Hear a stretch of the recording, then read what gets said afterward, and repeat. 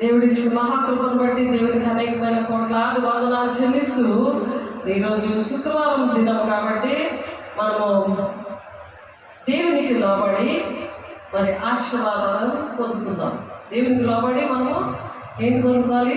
ఆశీర్వాదం. దేవునికి లోబడితే ఆశీర్వాదాలు వస్తుంది, దుష్టుని నిలబడతాం అనమాట. అందుకనే ఆశీర్వాదం వస్తుంది. దుష్టుని కౌగిలించుకొని పడుకుంటే దరిద్రం వస్తుంది, చింతరి గుడ్లు వస్తాయి. అందుకే క్షేమం దగ్గరికి వెళ్ళి మరి క్రమం నేర్చుకోండి అని సామెతల 6వ అధ్యాయంలో చెప్పారు. కాబట్టి మనం ఏంటంటే ఆశీర్వాదాలు కావాలని అందరూ అడుగుతారు, కానీ దేవుడికి లోబడరు. దుష్టుడు కౌగిలించుకొని పడుకొని దుష్టుడు ఆలోచన చెప్పనే నడుస్తూ ఉంటారు లోకానుసారంగా. దేవుని ఎరగకుండా ఉన్నారు. ప్రతి ఒక్క ప్రజలు కూడా అద్వితీయ దేవుడిని, నన్ను నేను పంపిన క్రీస్తును ఎరుగుటే నిత్య జీవము. ఎవరోని? అద్వితీయ సత్యదేవుడైన నిన్నును నీవు పంపిన క్రీస్తును, తండ్రిని కుమారుడిని మనం ఎరగాలి. అప్పుడు పరిశుద్ధాత్మ దేవుడు మన దగ్గరకు వస్తాడు. అప్పుడే పరిశుద్ధాత్మ దేవుడు ఏం చేస్తాడంటే నిత్య జీవానికి కనురెప్ప పాటలోనే దేవుడు తీసుకెళ్తాడు. పరిశుద్ధాత్మ దేవుడే మనకి ప్రతి విషయంలో బోధిస్తాడు. నీకు ఆలోచన చెప్తాను, నీ మీద దృష్టించి ఆలోచన చెప్తాను, నడవసంలో నీకు బోధిస్తాను అంటారు.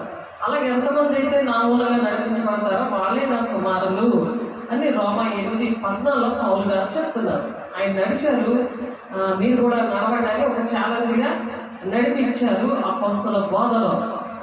అదే విషయం పేతురు గారు 3000 మందిని రక్షించి మరి భాషలతో మాట్లాడుతున్న వాళ్ళని మరి అపహాస్యం చేస్తుంటే చెప్తున్న విషయాలు. ఇప్పటికీ కూడా అపహాస్యం చేసి పరిశుద్ధాత్మ అంటే తెలీదు, భాషలతో మాట్లాడటం అంటే తెలీదు. భాషలతో మాట్లాడితే మరి మాట్లాడుతున్న వాళ్ళకి అర్థమవుతాయి, ఎవరు ఏ సమస్యలో ఉన్నారో వాళ్ళకి కూడా అర్థమవుతాయి. కానీ మిగిలిన వాళ్ళకి వెరితనంగా ఉండదు. అందుకనే అపహాస్యం చేస్తారు. నశించిపోతున్న వాళ్ళకి వెరితనంగా ఉంటాయి అటువంటి మాటలు. ఎందుకంటే దేవుడితోనే డైరెక్ట్గా మాట్లాడుతుంటే మనుషులతో మాట్లాడేది అర్థమవుక తికమక పడిపోయి గొడవలు ఆడుకుంటారు. మరి దేవుడితో మాట్లాడడం అంటే ఆయన మర్మాలు పలుకుతుంటే పాలు తాగే పిల్లలకి ఎలాగ అర్థమవుతుంది? నువ్వు కాలంలో బట్టి చూస్తే బోధకుడు ఏదో వచ్చి ఉండగా మొదటి మూల పాఠాలు మీకు మరలా బోధించవలసి వచ్చిన, మీరు పాలు తాగవలసిన వారే కానీ బలమైన ఆహారం మీకు తాగదు. ఎందుకంటే జ్ఞానేంద్రియాలు లేవు, దేవుడిని చూసే కళ్ళు లేవు, అవి పాపంలో ఉన్నాయి. హృదయము అగాధమైన లోయలో ఉంది. అలా జ్ఞానేంద్రియాలు అనేవి ఆయన తాకినా నీకు అర్థమవుతుంది. ఆయన నిన్ను తాగుతా ఆ వాక్యం నీతో మాట్లాడుతా వాక్యం అనే దేవుడు నీకు అర్థం అవ్వడం. అందుకని వెంటనంగా ఉంటుంది. కాబట్టి మరి దేవుడు ఆశీర్వాదాలు కావాల్సిన వాళ్ళు మరి దేవుని వాక్యానికి లోబడి ఆశీర్వాదాలు పొందుకోవాలి, సాతాన్ని ఎదిరించాలి. దేవుడు అన్ని ప్రతి ఒక్కరికి అనుగ్రహించిన లాగా అటువంటి మహా ఉపకారాలు చేసిన సజీవుడైన దేవుడు, ఆ వరాలు ఇచ్చిన యేసయ్య సదాకాలం ఆయన తరతరాలు మారిన యుగాలు దాటిన ఆయన ప్రేమ, శాశ్వతమైన ప్రేమ అమృతం అని పాట పాడుకుంటూ దేవుణ్ణి మహిమపరుద్దాము, ఆరాధిద్దాము, దేవుని ఆత్మను పొందుకుందాము.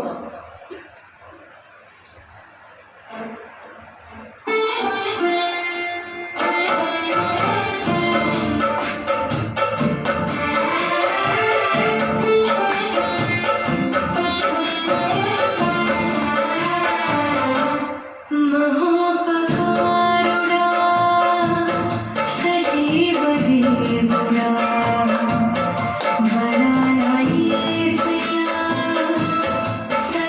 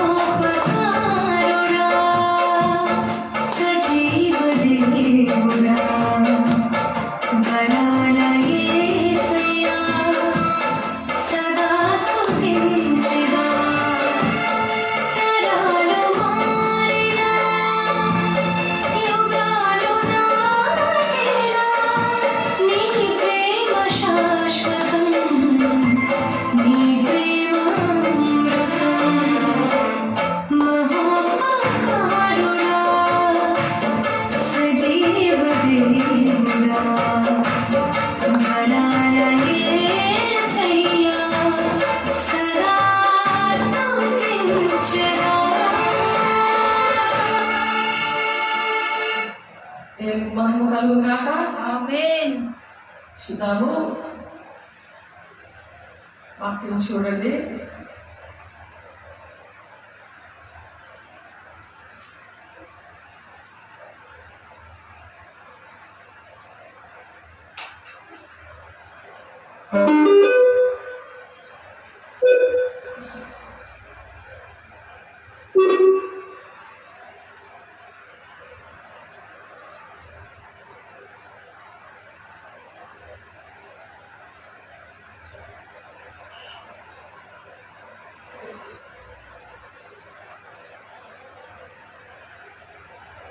యోహాను సువార్త 14వ అధ్యాయము.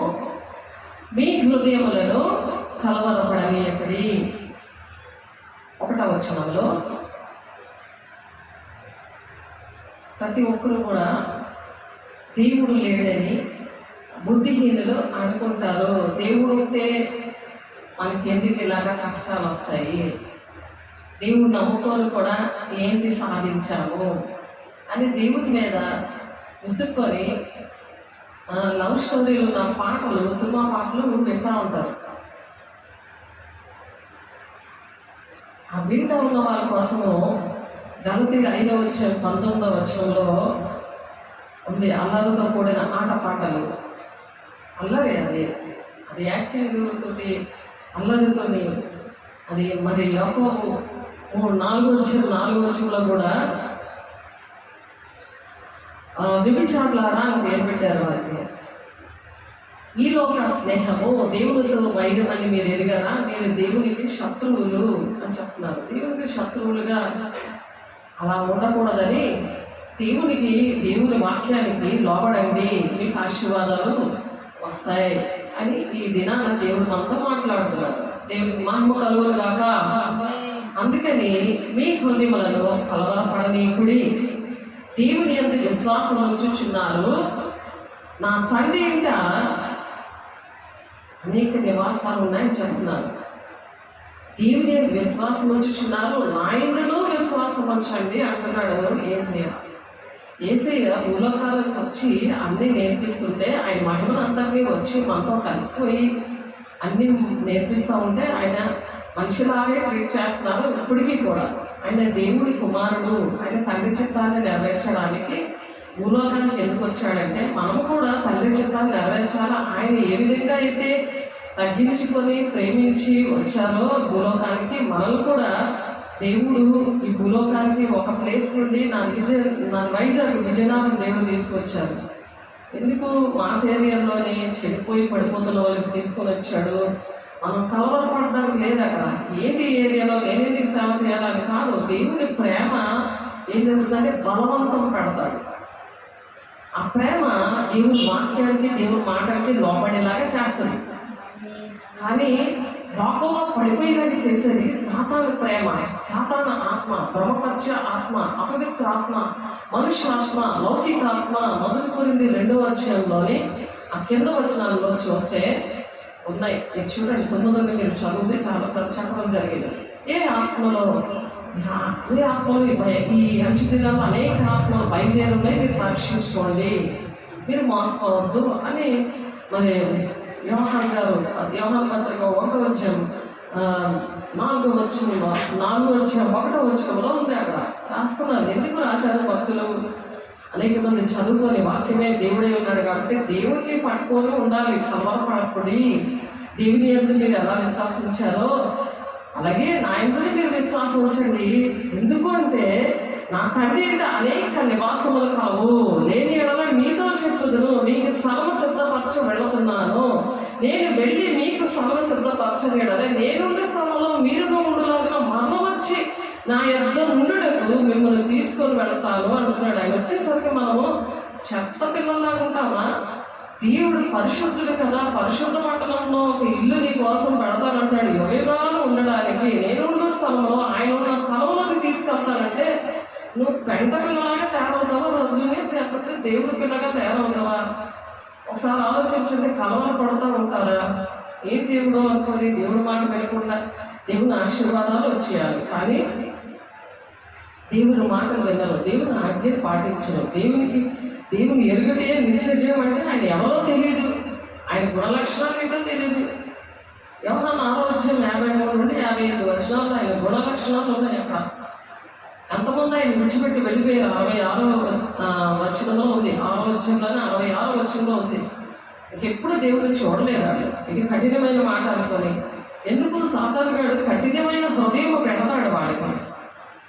దేవుడు మనసు ఏంటంటే మాంసము గుండె. అది చిన్నపిల్లలాగా ఉంటారు, చిన్నపిల్లలాగా మనసు. వాళ్ళు ఎంతమంది బాధ పెట్టినా వాళ్ళు ఎంతనో ప్రేమిస్తారు, వాళ్ళ కోసం ప్రార్థన చేస్తారు.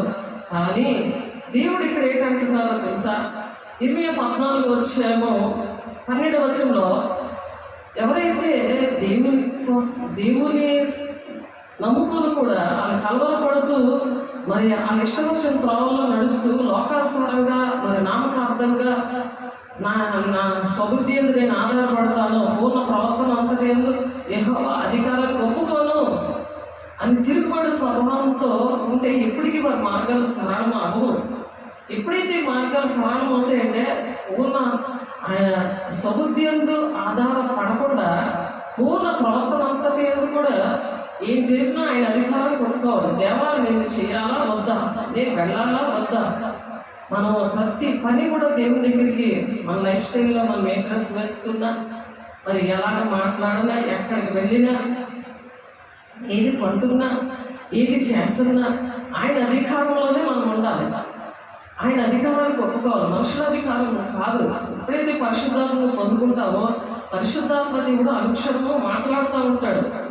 ఆయన అడిగినప్పుడు ఆయన మన మీద దృష్టి నుంచి ఆలోచన చెప్పి నడవలసిన త్రోవను బోధ చేస్తూ ఉంటాడు. దాన్ని జ్ఞానేంద్రియాలు ఉంటే నీకు వినిపిస్తుంది, ఆ వాయిస్ నీకు వినిపిస్తుంది, నువ్వు నడుస్తావు. అప్పుడు నువ్వు కలవరపడవు. అలాగ లేకుండా నీ స్వబుద్ధి మీద ఆధారపడుతూ ఉన్నావు అనుకో, నీకు ఇష్టం వచ్చినట్టు సేవకులు నీకు అవసరం లేదు, దేవుణ్ణి అడగవు, సేవకులను అడగవు, కుటుంబంలోనే అడగవు, నా ఇష్టం నాది అనే అహంకారంతో నువ్వు మెడచాచి మేకలు ఎలా నడుస్తాయి? పురపిల్లలాగా దేనంగా ఉండవు. అది ఓన్లీ బైబిలే తింటుంది. అది బైబిల్ అంటేనే ఇష్టం, దేవుని మాటలే ఇష్టం. అంటే గడ్డి అది ఎస్తేది చూపించాను ఆ విషయంలో. రూతు వాళ్ళ ఇంట్లో నా కోసం నేను కొత్తగా సేవకు వచ్చినప్పుడు ఆ పేదవాళ్ళు కూర్చోడానికి కూడా ఇల్లు లేదు. కాబట్టి వాళ్ళు అన్నారు, అమ్మ నేను దేవుడు నీ దగ్గరికి వెళ్ళమంటున్నాను, నీ పరిస్థితి ఏంటో నాకైతే తెలీదు అని చెప్పి అడిగినప్పుడు, నేను నిలబడడానికి ప్లేస్ ఉంటే నాకు చాలు, నేను నిలబడి ప్రార్థన చేసి వెళ్తాను, మీ ఇంట్లో దీవెనలు వస్తాయి అని చెప్పిన వెంటనే ఎక్కడ ఆ నిలబడిన ప్లేస్ ఏంటంటే ఒక కర్ర అలాగే నిలబడి ఉంటుంది అనమాట. కర్ర మనం పట్టుకున్నామో మొత్తం డేరా అంతా పడిపోతుంది, గుడ్డంతో డేరా అంతా కట్టేస్తుంది. అందులోని మొత్తం 4 ఉన్నారు, వాళ్ళ నాన్న, వాళ్ళిద్దరు పిల్లలు, ఆమె విధవరాలు. ఆ కుటుంబం అంతా కూడా చనిపోయారు. అందరూ కూడా అనారోగ్యాలు వచ్చేసి చెడుపులు చిల్లకులన్నీ పెట్టేసి చనిపోయారు. ఈవిడికి అయితే హార్ట్ పేషెంట్, పిల్లలు ఇద్దరు ఎదకు కూడా పొట్టిగా ఉన్నారు. తండ్రి ఏమో తాగుబోతు, బార్లో పనిచేస్తున్నాడు. ఇంకా ఎంత శాపము ఉందో ఆలోచించండి. దేవుడు బ్రతికి బట్ట కడుతున్నారంటే మన దేవుడు కృప, దేవుడి పిల్లలుగా అటువంటి ఏరియాలోకి ఎందుకు తీసుకొచ్చాడో, మనం నశించిపోతున్నాను వెతికి రక్షించడానికి దేవుడు ఎలాగొచ్చాడో, ఆయన కూడా మనం నడిచినప్పుడు మనల్ని కూడా మనం ఎక్కడో సరే ఎతికి పట్టుకొని మన తోడు దగ్గరికి వేస్తాడు. గవర్నమెంట్ ఉద్యోగం ఉన్న వాళ్ళకి చూడండి, వాళ్ళు ఎక్కడ చదువుతారో వాళ్ళకి ఎక్కడ ఉద్యోగాలు వేస్తారు. డాక్టర్కైనా గవర్నమెంట్ ఎంప్లాయీస్కి ఎలాగా వేస్తారు, ఫలానా ఏరియాలో, మీరు రైల్వేలో అయినా సరే ఫలానా ఏరియాలో. మా డాడీ ఎస్పెషల్ మెయిన్ డ్రైవర్, అలాగే కంటాబంజి, రాయగడ, పలాస ఇవన్నీ ఏరియాలు ఆయన చేశారు. రాత్రి పగలగా సేమ్ అలాగే గవర్నమెంట్ పాస్టర్కి కూడా అలాగే వేస్తారు. పిలుపు దర్శనం ఉంటుంది, ఫలానా ఏరియాకి వెళ్ళాలంటే వెళ్ళాలి, అది ఇష్టంగా వెళ్తారు. కలవరం పడవాళ్ళు దేవుని విశ్వాసం ఉంచుతారు, కుమార్తె కూడా విశ్వాసం ఉంచుతారు. అటువంటి వారికి నా తండ్రి అనేక నివాసములు ఉన్నాయనంటే మరి వాళ్ళకి అర్థమవుతుంది. చచ్చిపోతే ఎవరు చూసుకుంటారులే, గాలి అయిపోతారు, భూమి అయిపోతారు, బూడిద అయిపోతారు, మట్టిలో మట్టి అయిపోతారు అని అంటాడు సాధారణ. నీకు అటువంటి ఆలోచన చెప్తాడు. ఎందుకు? నువ్వు దేవుడి మీద దృష్టి ఉంచట్లేదు కాబట్టి, దేవుడి మాటలు వినట్లేదు కాబట్టి, వాడి మాట వింటున్నావు కాబట్టి వాడి దృష్టి అంతా నీ మీదే ఉంటుంది. నువ్వు దేవుడి మాట వింటే దేవుడి దృష్టి నీ మీద ఉంటుంది. నీకు ఆలోచన దేవుడు చెప్తాడు. ఏది బాగుంటుంది? ఆ ఇంట్లో దేవుడు ఏర్పాటు చేసిన ఇంటికి మనం వెళ్ళాలి కదా, యుగాలు దేవుడి రాజ్యంలో ఉండాలని కదా దేవుడు ఒక ఆశ మీద ఆయన ప్రాణం పెట్టారు. ఎప్పుడైతే అలా ఉండరో,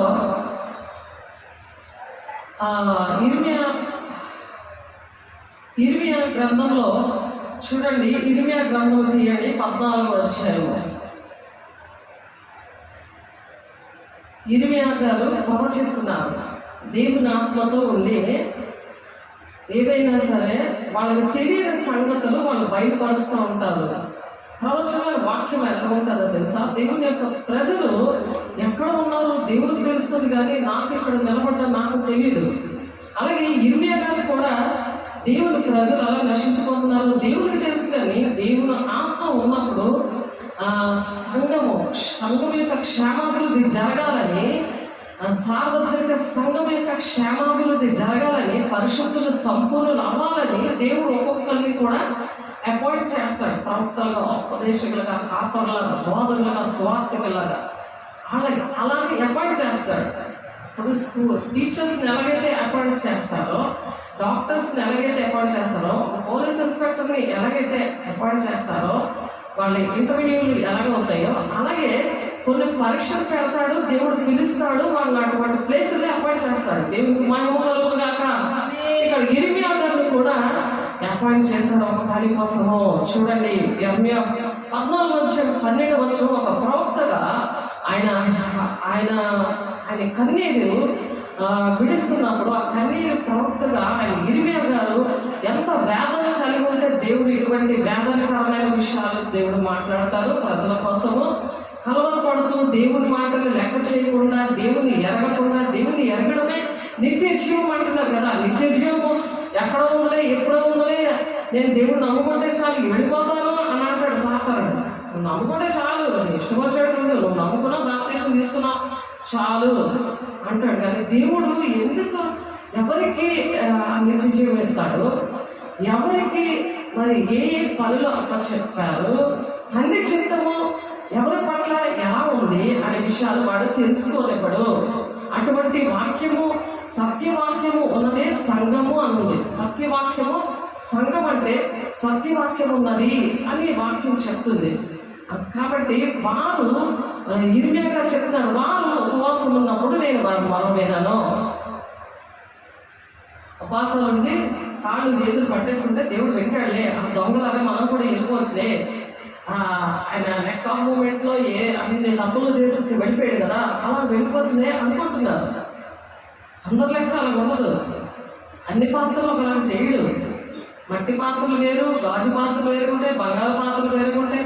ఆ కొమ్మరైన దేవుడు ఒక్కొక్కరు ఒక్కొక్క పాత్రగా ఉంచుతాడు. ఆయన ఇష్టం, అది ఆయన ఇష్టము. ఆ రోజు దేవుడు ఎంత బాధలో ఉందో కూడా ఆయన సువార్త చేస్తాడో, ఆ సువార్తకి సహకరించాడు. కనీసం చేత కాకపోతే నువ్వు తప్పులు చేసినా, దేవా నన్ను క్షమించు, నేను నీకు ఇష్టమైన పనులు చేస్తాను, నీ దేవుని పిల్లలకి నేను సహకరిస్తాను, నాకు చేత కావట్లేదు, నాకు అభిషేకం లేదు, నేను చేయలేకపోతున్నాను, నా పిరిగ్గలాంటి పోవట్లేదు, నేను నిర్లక్ష్యంతో నేను అన్ని పోగొట్టుకున్నాను, నాకు ఇచ్చిన అభిషేకము, నాకు ఇచ్చిన వరాలు, ఆ వరాల దేవుడు ప్రాణం పెట్టాడు అని అంటే అవన్నీ కూడా నేను పక్కన పెట్టేసి నేను ధనాపేక్షలోనే నేను పరిగెట్టాను. ఎక్కడైనా దేవుడు ఉన్నాడు కదా అని పరిగెట్టాను. ఎఫెసీ 4:12 ఉంటుంది కదా, గాలికి ప్రతి బోధన దగ్గరికి పరిగెడతారు. గాలి ఎలాగైతే వెళ్తారో, గాలి అంటే సాధన అనమాట. గాలిగాళ్ళకి తిరుక్కొని అన్ని బోధనలోని తిరుక్కొని ఏదో ముఖంలో వచ్చేసి ఇది కాదు, ఇది దేవుని వాక్యం, సత్యవాక్యం.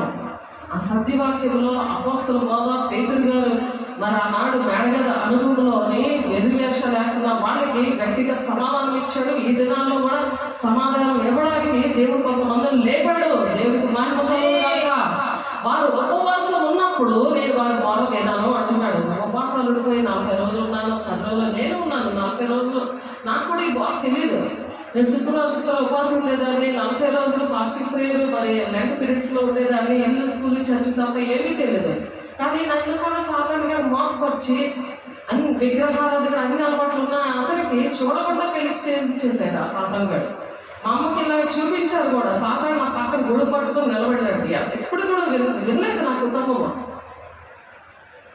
వెళ్ళలేదు. మా డాడీ వెళ్ళలేదు, మా అన్నయ్య వెళ్ళలేదు, మా అన్నయ్య పట్టించుకోలేదు. మా మామయ్య, మా చిన్నాన్నని, మా నాన్నని, మా తాతయ్యలు అందరూ కూడా మా డాడీ ఒక జీతం మీద పిలిచారు. మా కోసం ఆలోచించలేదు, మా 4 పిల్లల కోసం ఆలోచించడం. ఉన్న ఆస్తి కూడా మా అన్నయ్య పేరు మీద రాశాడు. ఆ సాతాను హృదయం ఏం చేసింది, భక్తి కూడా నేర్పించలేదు. అన్నీ ఉన్నాయి. పండుగలైతే చాలా చక్కగా చేసుకోవడము, చర్చిలో పెద్దలాగా ఉండడము, అంత రిచ్ ఫ్యామిలీ లాగా పెరిగాము. కానీ ఏం లాభం, దేవుడు లేడు. ఉపవాసం ఉంటే ఉన్నప్పుడు నేను వారిని మరణ వినన్నాడు. వినలేదు నా మొర, నా ఉపవాసం నేను పలికిరాలే. ఎంతమంది నశించిపోతున్నారు. ఎందుకు ప్రాక్టికల్గా దేవుడు తీసుకెళ్తాడు మనిషిని. ఆ బాధ వేదనలో దుఃఖంలో పెరిగిన వాళ్ళకే అటువంటి భారం పెడతాడు. అయ్యో ఎంతమంది ఇలా నశించిపోతున్నారు, ఎంతమంది ఇలా నశించిపోతున్నారు అని చెప్పి ఆ భారం అలాగే పెడతాడు. అర్హత లేకుండా ఎందుకు దేవుడు ప్రేమిస్తాడు? ఎందుకు వాళ్ళ కోసం భారం వస్తుంది, కుటుంబాల కోసం, సంఘాల కోసం, దేశం కోసం ఎందుకు వేదన వస్తుంది? అటువంటి పరిస్థితులను తీసుకెళ్ళి ప్రతి ఒక్కరికి కూడా ఆ తండ్రి చిత్తాన్ని నెరవేరుస్తేనే నిత్య రాజ్యం. దానికి పరిశుద్ధాత్మ దేవుడే దుఃఖపడతాడు వాళ్ళలో ఉండి. ఆయన లేకపోతే నీకు దుఃఖం రాదు, ఆ ప్రేమ ఉండదు ప్రజల మీద. వాళ్ళు నశించిపోతున్నారని వేదన ఉండదు. చూడండి, వారు ఉపవాసం ఉన్నప్పుడు నేను వారి మొరను వినను, వారు దహన బలిను నైవేద్యమైన అర్పించి ఉన్నప్పుడు, దహన బలి నైవేద్యము ఏది అర్పించినా, ఏ కానిపించినా సరే నేను వాటిని అంగీకరింపను. దేవుడు సంతోషపెట్టడానికి నువ్వేదో దేవుడు కానిపించేద్దాం, పాస్టర్కి ఇచ్చేసి నేను సైడ్ అయిపోదాం అనుకుంటున్నావు కదా, అది వేస్ట్. నువ్వు ఇచ్చింది వేస్ట్, నువ్వు ప్రార్థన చేసింది వేస్ట్, నువ్వు ఉపవాసం వేస్ట్. నా జీవితంలో జరిగింది. వారు దహన బలిను నైవేద్యమైన అర్పించినప్పుడు నేను వాటిని అంగీకరింపను. ఖడ్గము వల్లను, క్షామము వల్లను, తెగులు వల్లను వారిని నాశనం చేసేదను. నన్ను నాశనం చేశాడు కదా, నా జీవితాన్ని. అవిశ్వాసైన భర్త భార్యను బట్టి పరిశుద్ధపరచబడను, లేని పిల్లలు అపగత్తులు అవుతారు అని వాక్యం పట్టుకొని నేను ఈరోజు ఇలాంటి ఏరియాలో, అటువంటి ఏరియాలోనే సాధారణ మోసపరుస్తాడు. ఎటువంటి తాగుడులో విగ్రహానందంలో ఉండి నశించిపోయాడో నా భర్త, అటువంటి ఏరియాలోనే నన్ను పని చేయడానికి నన్ను అపాయింట్ చేశాడు దేవుడు. ఎందుకు? ఆ బాధ వేదన దుఃఖం నేను పడతాను కాబట్టి, అటువంటి పరిమాణ బట్టి, నామకాలను బట్టి చేశాను కాబట్టి చేయించాడు నాకు. మిమ్మల్ని కూడా అలాగే చేస్తున్నారు. మీ సంఘము, మీ కుటుంబము ఎలా కూడా చూసుకోండి. దేవుడిని లేవనెత్తుతారు, ప్రవక్తలు అందుకే లేవనెత్తారు. ఎవరున్నారో నాకు తెలియదు, కానీ ఎవరు ఎంతమందో ఉన్నారు. అందుకని దేవుడి మాటలు చెప్తున్నారు. వాళ్ళకంట ఏంటొస్తుంది? ఖడ్గం వలనను. ఖడ్గం అంటే ఏంటి? హార్ట్ అటాక్, తప్పేం వల్ల వస్తుంది అంటే పేక మీద కత్తి లాంటి సమస్యలు, అప్పులలో మీదకి రావడం, కుటుంబంలో గొడవలు రావడం, సడన్గా యాక్సిడెంట్ అవ్వడం, ఇవేంటంటే ఖడ్గం, పేక మీద కత్తి లాంటి సమస్యలు ఇవి. ఖడ్గము వలన, క్షామము వలన, క్షామము కరువు. నీ దగ్గర ఎంత డబ్బున్నా సరే నీకు తృప్తి ఉండదు, మనశ్శాంతి ఉండదు, ఆరోగ్యం ఉండదు. అప్పుల మీద అప్పులు ఉంటాయి. అప్పులు చేసినవన్నీ కూడా రోజులు పడుతుంటాయి, కానీ అప్పులు అసలు నీకు గుండె దడ పట్టుకొని ఉంటుంది. గుండె పట్టుకొని నడుస్తావు. ఒక వేదన దుఃఖంతో బాత్రూంలో స్లీపింగ్ ట్యాబ్లెట్ వేసుకొని పడుకుంటావు, బీపీ షుగర్లతో. అర్థమవుతుందా? ఆరోగ్యం ఉండదు. నువ్వు చికెన్ బిర్యానీ తిన్నా, జీడిపప్పు వేసుకుని తిన్నా నీకు మనశ్శాంతి ఉండదు. అప్పటికప్పుడు రోజుగా నువ్వు పెడతావు, నువ్వు తింటావు, కానీ నీకు ఆ మనశ్శాంతి ఉండదు, దేవుళ్ళ సంతోషం ఉండదు. ఆ రక్షణ దైవ చిత్తానుసారమైన దుఃఖము నీలో పనిచేయదు. శరీరానుసారమైన దుఃఖము నిన్ను మరణానికి దారి చేస్తుంది. రోమా 8:5-6 ఈ మాటలునే ఆయన ధర్మశాస్త్రం లోబడ నేరలు అని కన్ఫర్మ్ చేస్తాడు దేవుడు. అయినా సరే ఈ కృపకాలంలో దేవుడు పాదాలు పట్టుకుంటే దేవుడు చేస్తాడు. బల్ల కింద రొట్టె ముక్కలు తింటానంటాడు ఒక ఆమె. అవి దానివల్ల నేను బ్రతుకుతాను అని అంటారు. అలాగా అర్హత లేకపోయినా దేవుడి కనికరాన్ని పొందుకోవడానికి ప్రయత్నించే దినాలు ఇవి. ఈ అంచె దినాలు, దేవుడు రాకడ దినాలు, ఈ భయంకరమైన దినాల్లో అటువంటి వాక్యము దేవుడు ఎందుకు ఇస్తున్నారు అంటే గమనించండి. వారు ఉపవాసం ఉన్నప్పుడు నేను వారి మొరను వినను, వారు దహన బలిను నైవేద్యమైన అర్పించినప్పుడు నేను వాటిని అంగీకరింపను. ఖడ్గము వలన, క్షామం వలన, తెగులు వలన వారిని నాశనం చేసేదను. అందుకు నేను అయ్యో ప్రభువైన యేసు, ఆ ప్రభువైన యెహోవా, మీరు ఖడ్గము చూడరు, మీకు క్షామము కలగదు, ఈ చోటను నేను స్థిరమైన సమాధానం మీకు ఇచ్చేదనని ప్రవక్తలు వారితో చెప్పుచున్నారని అనగా, అంటే చాలా మంది ఏంటంటే ఏంటంటారంటే మీరు ఎలాగ మీరు ఉన్నా సరే దేవుణ్ణి నమ్ముకున్నారు కదా, మీరు ఖడ్గం చూడరు అంటే మీకు ఏ బాధలు ఉండవు, మీకు క్షామం కలగదు, మీ కరువు ఏమీ రాదు, ఈ చోట నేను స్థిరమైన సమాధానం మీకు ఇచ్చేదని, ఇక్కడనైతే నేను మీకు సమాధానం ఇస్తాను, మీకు ఆశీర్వాదం ఇస్తాను. మరి అంత్యక్రీస్తు కూడా అదే చెప్తారు. ఇప్పుడు కూడా అంత్యక్రీస్తు అని ఎందుకన్నారు? లాస్ట్ వచ్చే క్రీస్తు అని. ఇప్పుడు అంత్యక్రీస్తు ఎప్పుడునో బయలుదేరి ఉన్నాడు, లాస్ట్ వచ్చే క్రీస్తు ఈయన. కాబట్టి అబద్ధ ప్రవక్తలు ఎప్పుడునో బయలుదేరి ఉన్నారు. లాస్ట్ వచ్చే అబద్ధ ప్రవక్త అంత్యక్రీస్తు. అంటే లాస్ట్ వచ్చే క్రీస్తు అంటే దేవుడు లాగా లేఖనం చేసి మీకు ఇక్కడ స్థిరమైన సమాధానం ఉంటుంది అని ప్రవక్తలు వారితో చెప్పుచున్నారు. అందరూ కూడా నీకు ఆశీర్వాదాలు, నువ్వు ఎలా ఉన్నా సరే నీకు ఏ పనులు దీవిస్తాను, నేను ఆశీర్వదిస్తాను అంటే అలాగంటే వాళ్ళకి చక్కడ భోజనం పెడతారు, చక్కడ కానుకలు ఇస్తారు, చక్కగా జనాలు చెంత నిండిపోవాలి. అదనమాట. అలాగా ఉంటున్న ఈ రోజుల్లో దేవుడు చాలా దుఃఖపడి దేవుడు మాట్లాడుతున్నారు. దేవుడు బిడ్డ అర్థం చేసుకో, యెహోవా నాతో ఇట్లను ప్రవక్తలు నామమును బట్టి అబద్ధములు ప్రకటించుచున్నారు. ఇర్మియా గారు చెప్తున్నారు. ఏంటి చెప్పండి, ఏంటి ప్రవక్తలు ఏం చెప్తున్నారు? అబద్ధములు ప్రకటించుచున్నారు. నేను వారిని పంపలేదు, వారికి పిలుపు దర్శనం లేదు. డబ్బులు ఉంటే చర్చ పెట్టేసుకోవడము, ఒక సర్టిఫికేట్ కొనేసుకోవడము, బిషప్ లాగా సర్టిఫికేట్ కొనుక్కుంటారు. బిషప్ కూడా డబ్బులు ఇచ్చే కూడా ఆ అభిషేకం కూడా డబ్బులతోటే, అన్ని కూడా డబ్బుతోటే అవుతుంది. ఆలోచించండి. అలాగా నిలబడుతుంటే మీకు అభిషేకం లేనప్పుడు, పరిశుద్ధాత్మ దేవుడు లేనప్పుడు, ఆ వరాల దేవుడు మీకు వరాలు ఇవ్వకపోతే ఆ మహోపకారుడు మహా ఉపకారాలు చేయడానికి మీ దగ్గరికి రాకుండా నాశనం చేస్తాను అంటున్నాడు. ఆ సజీవుడైన దేవుడు నీతో ఉండకుండా నువ్వు మృతుడిగా ఉండి, మృతులకు నేను దేవుడు కాను అంటున్నాడు. నువ్వు జీవిస్తున్నావు కానీ నువ్వు మృతుడిగా ఉన్నావు అంటే దేవుడు పనికిరాకుండా ఉన్నావు. దేవుడు పనికిరాలంటే ఎవరికి పనికిరాదు. మనం దేవుడికి పనికిరావాలి ఫస్ట్, అప్పుడు అందరికీ మనం పనికి వస్తాం. దేవునికి మహిమ కలుగును గాక. యెహోవా నాతో ఇట్లను ప్రవక్త నా నామమును బట్టి అబద్ధములు ప్రవర్తించుచున్నారు. నేను వారిని పంపలేదు, వారికి ఆజ్ఞ ఇయ్యలేదు, వారితో మాట్లాడలేదు. వారి అసత్య దర్శనములను, శకునములను, మాయా తంత్రములను తమ హృదయములను పుట్టిన వంచనను ప్రకటన చేస్తున్నారు. వంచన, తప్పుడు బోధన చేసి తప్పుడు ఆశీర్వాదాలు ఇచ్చి. నేను ఒక ఆయన ఎంత మంచి పేరు పెట్టుకున్నాడంటే, నిజంగానే పేరు పెట్టుకునేనా ప్రతి దానికి కూడా ఈ కుటుంబం ఆశీర్వదించబడును కాక అని అంటాడు. అలా ఒక్కొక్క అంటాడు, హల్లెలూయా కాదు, అలాగ అంటాడు, బూతులు ఆడతాడు. ఆడ కోసం చెప్తా. అలా ఆడికి అంటే అభిషేకం లేదు. ఒక ఆవిడ అక్కడ నానమ్మ అన్నమాట. ఆ చర్చిగా ఈయన వేరు, ఆవిడ వేరు. ఆవిడ చేయగలుగుతాం లేదు అనుకుని అక్కడ బూతులు ఆడుతుంది. ఈ పాస్టర్లంతా ఎత్తిపోతుంది, అన్ని చక్కగా కూర్చొని స్టైల్ వెళ్ళిపోతున్నారు.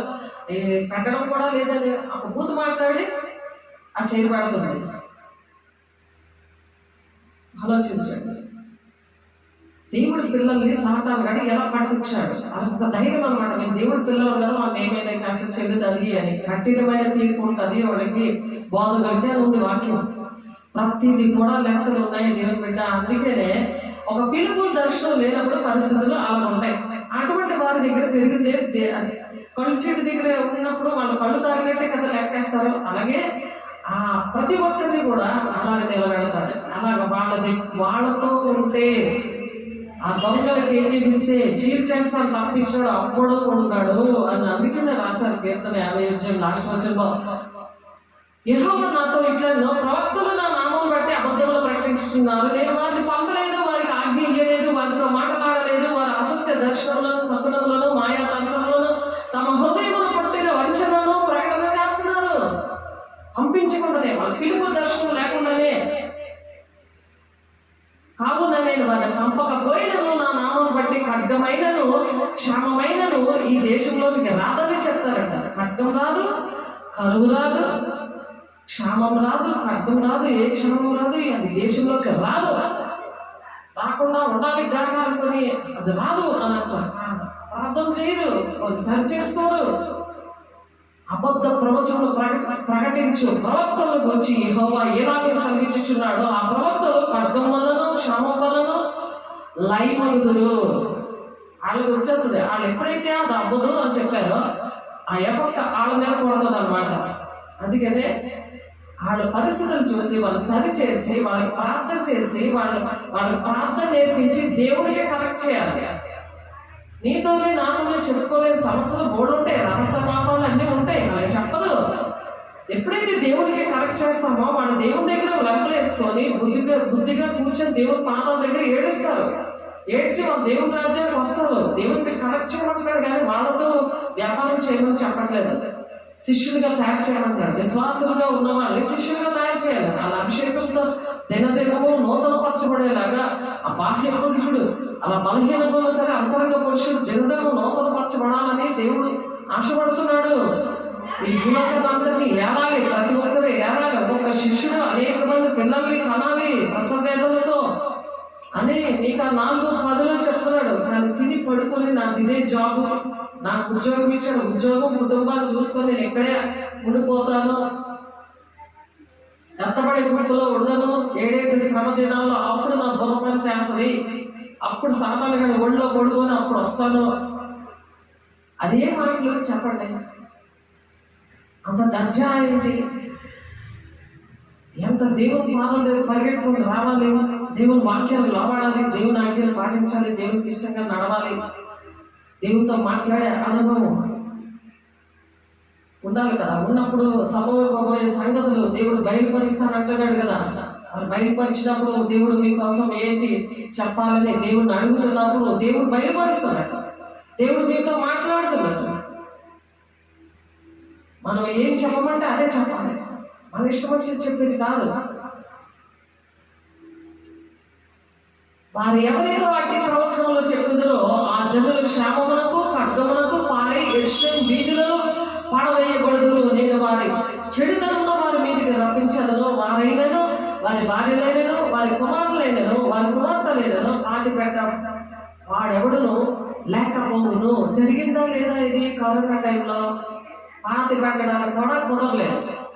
ఇప్పుడు కూడా కొన్ని దిక్కుల ఆ వైరస్ వచ్చేసింది, అనేకమైన పేర్లతో ఆ వైరస్ వచ్చేసింది. అటువంటి కాలువ ఖడ్గము అవన్నీ కూడా వచ్చేసాయి. ఇవి నెరవేరిపోతున్నాయి.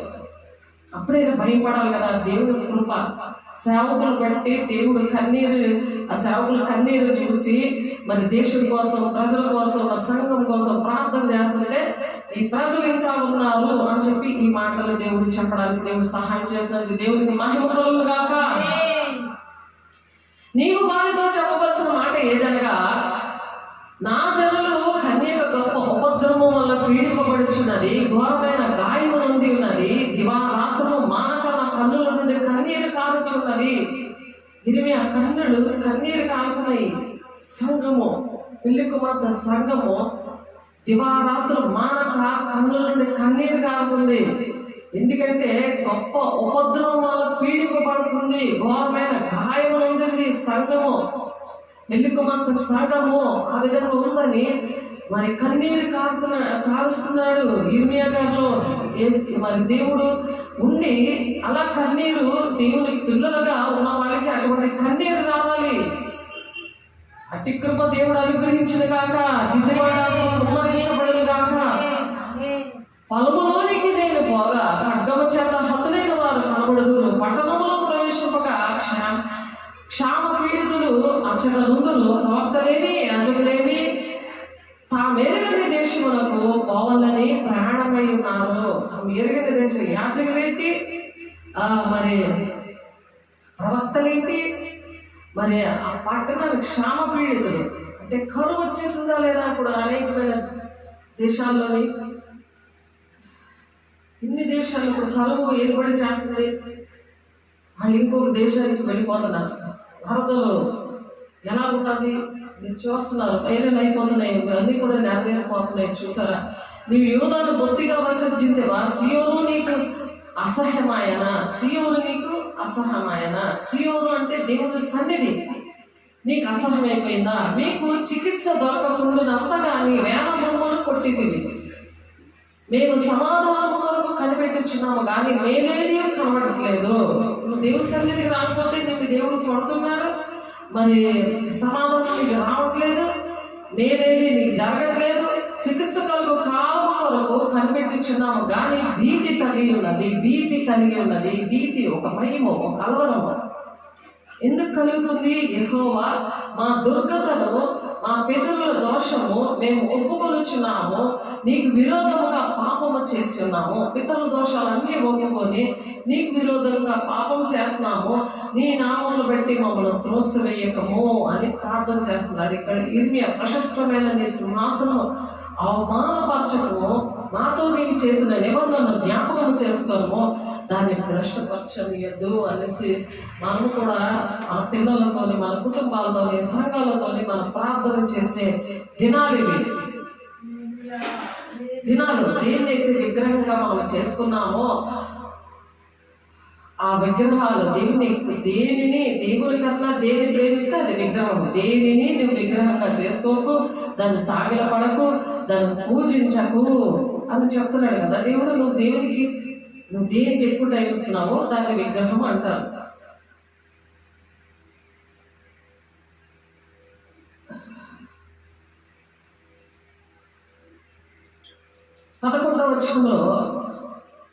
ఇరవై 14 వచనంలో మరియు యెహోవా నాతో ఇట్లలో అందరూ మీకోసం ప్రార్థన చేస్తాం రండి, మీరేం బాధపడకండి, మీకు అన్ని మేలే జరుగుతాయి, మీకు అన్ని ఆశీర్వాదాలు అని చెప్తా ఉంటారు. ఇక్కడ దేవుడు, పరిశుద్ధాత్మ దేవుడు ఇర్మియాలో ఉండి ఏం ప్రవచిస్తున్నాడంటే, మరియు యెహోవా నాతో ఇట్లనెను. ఎవరన్నారు? మేము ప్రార్థన చేసుకున్నప్పుడు యెహోవా దేవుడు వచ్చి ఒక రేచీకటి ఆమె కలగటంలో ఉంటే ఆమెను స్వస్థపరిచాడు. దర్శనం, ప్రవచనం వచ్చేవాడు. రూతు ఇంటిలోనే మనకి చర్చి ఇచ్చేవారు కాదు, టైమింగ్స్ 9 నుండి 12 అలాగా బోర్డు రాసేసారు. మాకు 24 గంటలు మరి 2 చర్చలు మేము చక్కగా తాళాలు అందరికి ఇచ్చి మీరే కాదు ఎవరైనా వచ్చి చేసుకోవడానికి దేవుడు ఇప్పుడు సహాయం చేశాడు. దేవుడికి మహిమ కలుగును గాక. ఎందుకంటే చర్చి అలాగా మాకు అలా బాధపడుతున్న ఆ పాల పండుతో గొడవ తీసుకొని ఒక బిజినెస్ చేస్తూ మరి ఆ చర్చి టైమింగ్స్ పెట్టేసి అక్కడ బోర్డు పెట్టేసి ఈ టైంలో మీరు ఆరాధన చేసుకొని వెళ్ళిపోవాలి అని అంటే మేము నైట్ టైంలో మానలేదు. ఇంటిల్లోనే మరి ఆ గుడారంలో, చిన్న గుడారంలోనే కూర్చొని ప్రార్థన చేస్తున్నాం. ప్రవచనం, దర్శనం అవన్నీ కూడా వచ్చేసి అలా వచ్చినప్పుడు దేవుడు కలటాల నుండి ఎవరైతే అలా అడ్డం పెడుతున్నారో ఆమె కూతురికే 3 నెలలు టాబ్లెట్స్ ఇచ్చారు. చీకటి వచ్చేస్తే అంటే రాత్రి కనబడదు కదా, ఉదయం కనబడుతుంది, రాత్రి పండు కనబడదు అనమాట. అలాంటి అక్కడ దర్శనం, అక్కడ వెంటనే హీలింగ్ ఇచ్చాడు దేవుడు. వెంటనే స్వస్థత వచ్చేసింది. ఆ టాబ్లెట్లు వాడక ముందే ఆమెకి స్వస్థత వచ్చింది. ఆమె కొన్ని విషయాలు చెప్పడం జరిగింది. యెహోవా తండ్రి వచ్చి చేశారు. అక్కడ యెహోవా తండ్రి వస్తున్నాడని ఆత్మీయతల్లో చూపించారు. ప్రవచనం, దర్శనంలో మాకు కనిపించాయి. ప్రతిదీ కూడా ఇక్కడ మేము ఉంటే కలగడంలో ఏం జరుగుతుందో అమ్మాయి పరిస్థితి అన్ని కూడా చూపించేవారు. అలాగే అనేకమైన కార్యాలను దేవుడు చేశారు. దేవుడికి మహిమ కలుగును గాక. ఎందుకు చెప్తున్నానంటే, మరియు యెహోవా నాతో ఇట్లనెను. యెహోవా ఇర్మియాతో ఎలా మాట్లాడారో అటువంటి అనుభవాలు, అలా ఒక అనుభవం మీకు చెప్పడం జరిగింది. ఎందుకంటే దేవుడు, పరిశుద్ధాత్మ దేవుడు వచ్చినప్పుడు మీరు శక్తివంతులు అవుతారు, బూది గంతముల వరకు మీరు సాక్షులుగా ఉంటారన్నాడు. మరి పరిశుద్ధాత్మ దేవుడు వచ్చాడు, సాక్షులుగా ఉండాలా లేదా? అలా ఉండమంటున్నాడా లేదా? మంచం కింద కొంచెం కింద పెట్టమంటున్నాడా? ఒక ఆమెకైతే ఒక 5 లైట్లతోటి మరి అక్కడ అపహరించిన ఒక ఆమె ఉంది, కూరగాయలు అమ్ముకునేది. ఆ ఏరియాలో ఆ రోడ్డు దగ్గర 5 దీపస్తంభాలు లాంటి లైట్లు ఉన్నాయి. ఆ రోడ్డు దగ్గర 4 రోడ్లు జంక్షన్ దగ్గర అవి చూపించారు. అలా ఉండమని ఆమె చెప్తే ఎవరికి చేయకుండా, ఇందాక దేవుడికి చెప్పి చెయ్యాలి, సేవకులు చెప్పి చేయాలని మనం నేర్చుకున్నాం కదా. ఎవరికి ఏ విషయాలు ఆమె చెప్పదు. చేయకుండా చక్కగా వెళ్ళిపోయి ఇల్లు సొంతగా కొనేసుకొని చర్చ మానేసి అలా చెప్పలేకపోయింది ఆమె నాకు మనసులో. చూడండి, అటువంటి వారి కోసము దేవుడు చాలా దుఃఖపడుతున్నాడు. సావులు ఇంటికి వచ్చి ప్రార్థన చేయమని కోరింది. అన్ని చీకట్లు ఇంట్లో ఉంటే గృహప్రవేశం మరి ఆ పాస్టర్ తెచ్చి చేయించేసుకుంది చక్కగా. మరి శ్రీకాకుళం దగ్గర ఇంకొక ఊర్లో కూడా అక్కడ కూడా 35 లక్షలు పెట్టి అక్కడ ఇల్లు, అక్కడ కూడా అలాగే చేసింది. కారు కొనేసుకుంది. అమ్మ దేవుడి పనికి ఇది వాడదాం మనం. అలాగే ఉంది ఇక్కడ విజయనగరంలో ఉన్నప్పుడు. పనులన్నీ బలిపెట్టి దగ్గర ప్రార్థన చేశాను. ఆ దేవుడి దగ్గర ఒప్పుకుంటున్నాం కదా, దేవా ఏంటి ప్రభా ఇలాగ మేము చేసాము, ఆమెను ఎలాగ నమ్మాము మేము. దేవుడినే మోసం చేస్తుంటే మరి మేము ఎలా మోసపోతాం కదా. దేవుడు మోసం చేయొచ్చాగా. తీర్మానాలు తృణీకరిస్తే ఎవరి కట్లచారు బంధింపబడిన వారే మీరు ఆయాసంతో కృంగ చేస్తా అన్నాడు.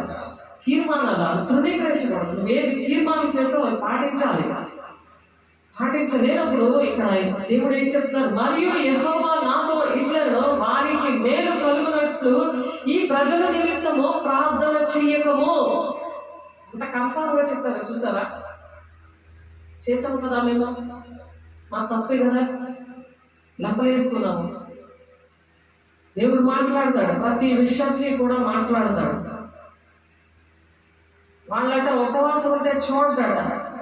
మన వినను, వారి దహన బలేని నైవేద్యాలను అర్పించడం లేదు, వాటిని అంగీకరింపను, ఖడ్గం వల్లను క్షామం వల్లను తెగులు వల్ల వారు నాశనం చేస్తున్నట్టు. తండ్రి చిత్తాన్ని నెరవేరుస్తున్న దేవుడు రాజ్యము. దానికి ముందు అనేకమైన విషయాలు దేవుడు ప్రతి విషయానికి క్లారిటీ ఇస్తున్నాడు.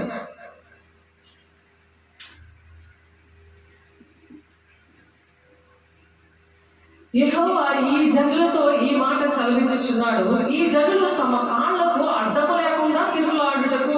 అడ్డం ఉండదు అలాగే, ఎవరికి ఏమి చెప్పరు. మన పెళ్ళిళ్ళేంటి, చావులేంటి, ఏవైనా నేనే నాదే అధికారం, నేనే.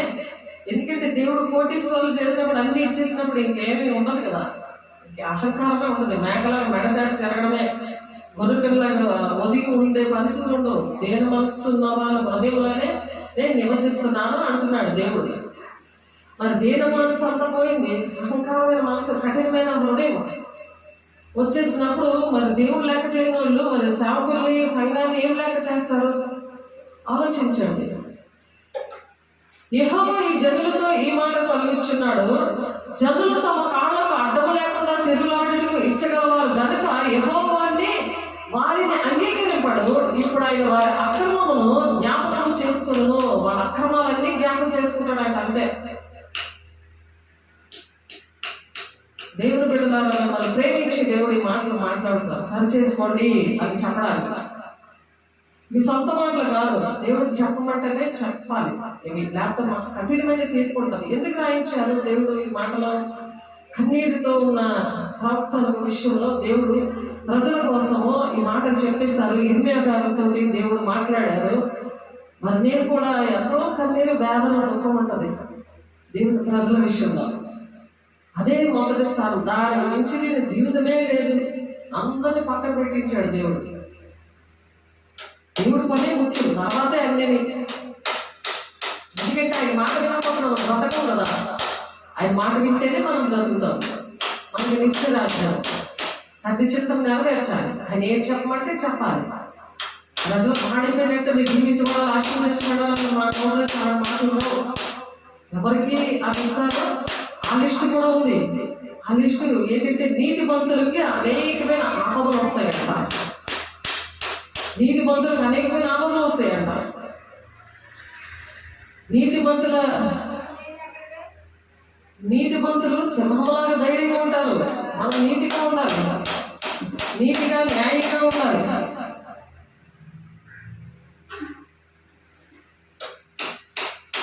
రాజుగా జీవించవలసిన మోషే గారు ఆయన పెంటలాగా ఎంచుకున్నాడు. పౌలు కూడా తన జీవితం పెంటగా ఎంచుకున్నాడు. అతను ప్రతిఫలముగా కలుగబో బహుమానమందు దృష్టించాడు. రాజభోగాన్ని పక్కన పెట్టాడు. ఏప్రిల్ రాసిన పత్రిక 11:24 ఆయన నీతి మంతులు ఉన్నాడు కాబట్టి ప్రతిదీ పెంటగా ఎంచుకుంటాం. సామెతల 16:6 నీతి మంతుల తల మీదకి ఆశీర్వాదాలు వస్తాయట. నీతి మంతుల తల మీదకి ఏంటి వస్తాయి? ఆశీర్వాదాలు వస్తాయి. సంబంధమైన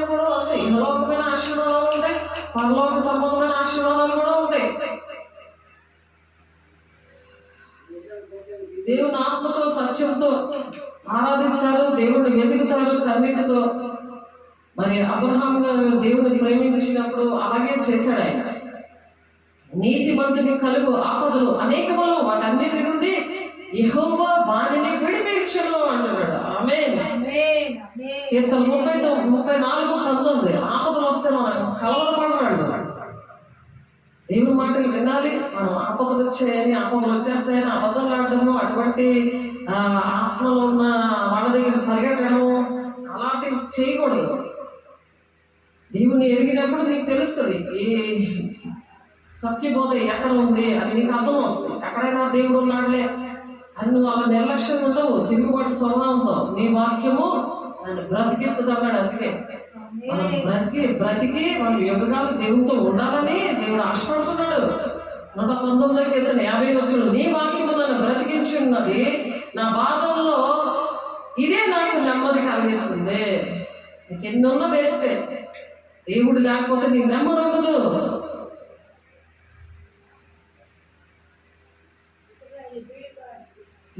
హస్త నిక్షేపణ చేసి దేవుని బిడ్డల్ని పంపించడం జరిగింది. హస్త నిక్షేపణ అది ప్రజ్వలించేలాగా ఉండాలి. ప్రజ్వలించేలాగా అది అగ్గిల మండేలాగా ఉండాలి. అలాగా అటువంటి వరాలని ఆ విధంగా ఉపయోగించుకోవాలి. 1 తిమోతి రాసిన పత్రికలో ఆ మాట కూడా చూడండి. 1 తిమోతి రాసిన పత్రిక సరి చేసుకోండి. దేవుడు మీకు ఎలాంటి వరాలు ఇచ్చి లెమ్ము తేజరిల్లుము అని చెప్పారు. అనేక మందికి వెలిగించారు. ఇట్లాపల్లిలో, మరి జొన్నగుడిలో, అరకు వ్యాలీలో, సరంపూర్లో, జమునారాయణపురంలో దేవుడు వెలిగించారు. మార్గ వలసలో దేవుడు వెలిగించారు. అలాంటి అగ్ని వంటి వాక్యం ఇస్తే అర్థమవ్వలేదు. ఎందుకు యుగ సంబంధమైన దేవత మనోనేత్రాలు గుడ్డితనం కలిగి చేస్తుంది. గుడ్డివారికి ఎలా క్రమం చూపిస్తారు? గుడ్డోళ్ళ దగ్గర పరిగెట్టారు. ఇలా గుడ్డోళ్ళ దగ్గర పరిగెట్టించాడు సాతానుడు. అవన్నీ సరి చేసుకోవాలి. దేవుని బిడ్డ 1 తిమోతి 1వ అధ్యాయము రాసుకోండి, చక్కగా ప్రార్థన చేసుకోండి. అనేకమైన నివాసాలు ఉన్నాయి దేవుని దగ్గర. ఆయనతో ఉండడానికి దేవుడు ఆశపడి ఈరోజు దేవుడు సరి చేసుకోవడానికి దేవుడి మాటలు చెప్తున్నారు. దేవుని బిడ్డ 1 తిమోతి రాసిన పత్రిక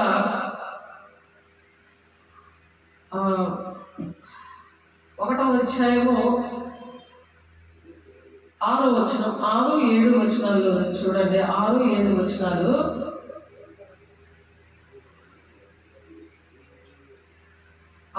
కొందరు వీటిని మానుకొని తొలగిపోయి తాము చెప్పుబాటి నేను నిత్యమైనట్టు రూఢిగా పలుకుబాటి నేను గ్రహింపకపోయినను ధర్మశాస్త్రోపదేశకుల ఉండగోరి నిష్ప్రయోజనమైన ముచ్చటలకు తిరిగిరి. అయినను శ్రీమంతుడకు దేవుడు నాకు అప్పగించిన ఆయన మహిమ గల సువార్త ప్రకారము ధర్మశాస్త్రము ధర్మ విరోధులకు, అవిధేయులకు, భక్తిహీనులకు, పాపిష్టులకు, అపవిత్రులకు, మత దూషకులను, పితృహంతకులను, మాతృహంతకులను, నరహంతకులకు, వ్యభిచారులను, పురుష సంయోగులను, మనుష్యచోరులను, అబద్ధికులను, అప్రమాణికులు, హితబోధకు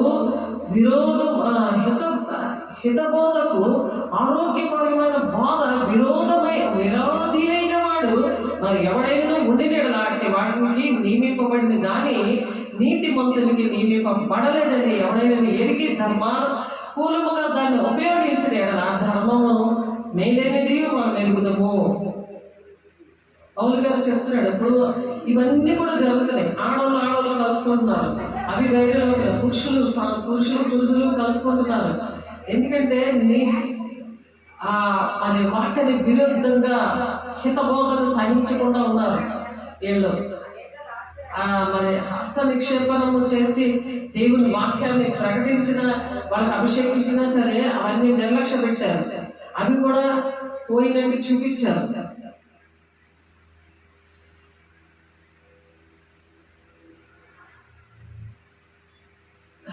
నిష్కపటమైన ప్రేమ ఉండేది.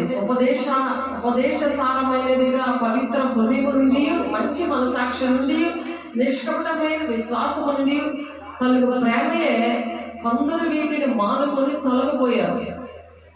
ఇటువంటి విషయాల్లో తొలగిపోయారు సంఘాల్లో నుంచి. వాళ్ళందరి కోసం దేవుడు మాట్లాడుతారు. విశ్వాస సంబంధమైన దేవుని ఏర్పాటుతో కాక వివాదములతోనూ సంబంధము కలిగి ఉన్నవి కనుక వాటిని లక్ష్య పెట్టి వద్దని కొందరు ఆజ్ఞాపించినట్లు నీవు ఎఫెసులో నిలిచి ఉండవలని నిన్ను హెచ్చరించిన ప్రకారము ఇప్పుడును హెచ్చరిస్తున్నాను. ఉపదేశ సారం ఏదనగా పవిత్ర హృదయం నుండి మంచి మనసాక్షి నుండి నిష్కపటమైన విశ్వాసం నుండి కలుగు ప్రేమయే. అలాగే నిష్కపటంగా ఉండట్లేదు. ఇంగ్లాపల్లిలో అయితే ఆత్మీయ బిడ్డే సేవకుడుగా తయారైపోయాడు. ఎవరినో పిలిచి అభిషేకం పొందేసుకొని సేవకుడుగా నిలబడిపోయాడు. ఒక పిలుపు దర్శనం లేకుండా మీరు దీవించండి, ఆశీర్వదించండి, వాళ్ళకి ఎలా నాటకం వస్తుందో ఇర్మియా 14వ అధ్యాయంలో మీరు ఇందాక చూశారు.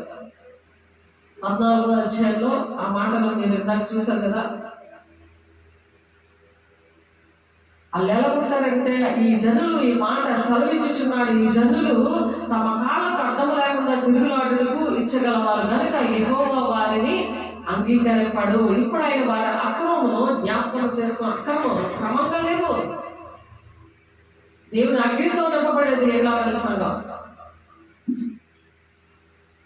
ఎవరైతే కారకుడు పాడు చేశాడో ఆ సంఘాన్ని, ఆ మనిషి ఇప్పుడు సేవకుడుగా నిలబడిపోయాడు.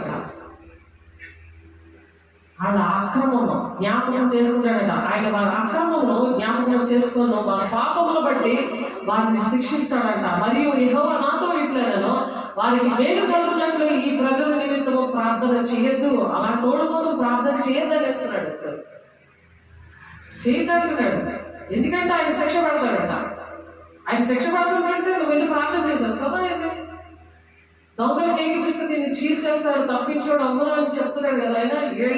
వీళ్ళకి తెలుసు అన్నీ కూడా, ఎలాంటి సేవకులు పంపించారో, ఎలాంటి అగ్ని లాంటి సేవ చేసి అగ్ని లాంటి మరి ఆత్మను కుమ్మరించి అలాంటి దెయ్యాలు వచ్చి ఇది దేవుడు దెయ్యము వచ్చి రెండు కూడా మాట్లాడేది. అవి దర్శనం చూసి ప్రవచనం చూసి రెండు ఆత్మలకి తెలిస్తే మన లైఫ్ స్టోరీ ఎంత సాధారణంగా తెలుస్తుంది, దేవుడికి తెలుస్తుంది. ఎంత ట్యాలీ చేసి చూపిస్తే అక్కడ పాస్టర్నే లేపేద్దామని ట్రై చేస్తారు ఆ రోజు. అలాగా ఇక్కడ నేను జరుగుడు ఆరాధన చూసుకొని మొత్తం అందరినీ కూడా దేవుని వాక్యం పట్టుకొని వెళ్ళడం జరిగింది అక్కడికి. అలా కొంతకాలం నేను నిలబెట్టాను. ఏదైనా మనసు దేవుడు మాటలు వినడానికి దేవుని ఆత్మని దేవుడు ఇవ్వాలి కదా. వాళ్ళకి కరెక్ట్ కాదు, వాళ్ళకి ఏది కావాలో దేవుడిని అడగాలి, దేవుని ఆత్మ పొందుకోవడానికి ఏడాలి. దేవుని ఆత్మ లేకపోతే దేవుని రాజ్యానికి వెళ్ళలేరనే విషయాలు చెప్తున్నా అర్థమయ్యేది కాదు. దేవుడు అన్ని కూడా ప్రవచనాలు దర్శనాలు ఏ గృహానికి వెళ్ళగా దర్శనం ద్వారా అన్ని కూడా వాళ్ళ డీటెయిల్స్ అన్ని చెప్పేసేవారు. కానీ వాళ్ళకి వెర్రితనం ఉంది, భాషలతో మాట్లాడితే వెర్రితనం ఉండేది ఒక్కొక్కరికి. మరి వెర్రితనం లేని వాళ్ళకి చక్కగా వాళ్ళు నమ్మిన వాళ్ళకి అందరికీ కూడా దేవుడు కార్యాలు చేస్తా వచ్చారు.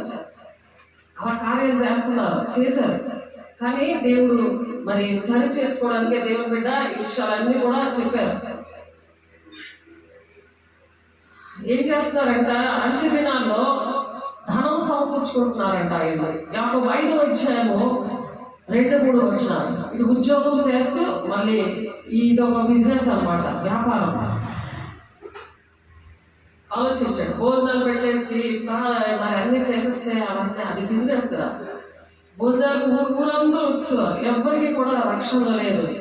మరి అంత దూరం నుండో మరి నేను వెళ్ళేదాన్ని. 2 బస్సులు మారి అది నిలబడి ఒక ఆమెకి దయ్యం పడితే ఆమె లాస్ట్ మెట్టులో నిలబడి వాళ్ళ అమ్మని, ఆమె శ్రీరామూర్తి హాస్పిటల్లో పనిచేస్తున్న స్టాఫ్ నర్స్ ఆమెని పట్టుకొని, సౌదారాణి ఆమె పేరు, మహిమాని బాప్తిస్మం ఇచ్చి ఆమెను తీసుకెళ్తే భయంకరమైన చీకట్లు ఏఎంజీలో పట్టుకుని అవన్నీ వచ్చి మాట్లాడేది.